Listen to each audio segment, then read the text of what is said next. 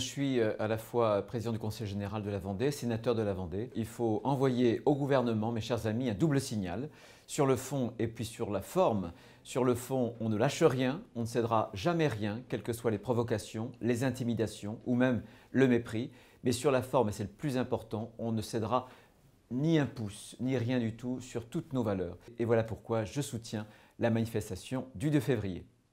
Le premier droit de l'enfant, pour moi, c'est d'abord le droit à l'enfance, c'est-à-dire pour chaque enfant de pouvoir disposer de son père et de sa mère. Ça suffit justement des lavages de cerveau de M. Peillon et d'autres ministres qui vont dans les écoles primaires justement pour essayer de convaincre les tout-petits, nos enfants justement, de la théorie du genre.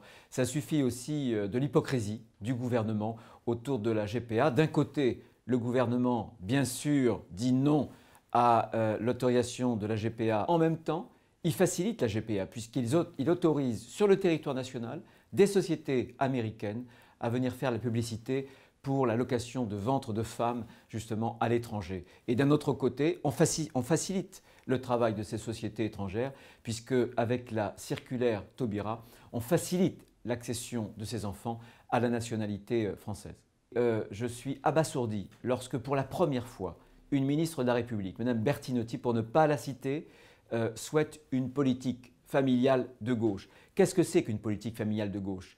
La famille n'est ni de droite, la famille n'est ni de gauche.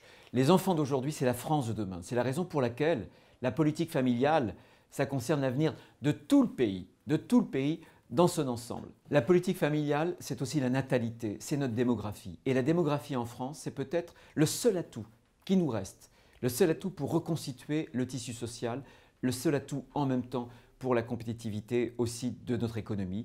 Et je crois qu'il ne faut pas confondre précisément la politique familiale avec la politique fiscale.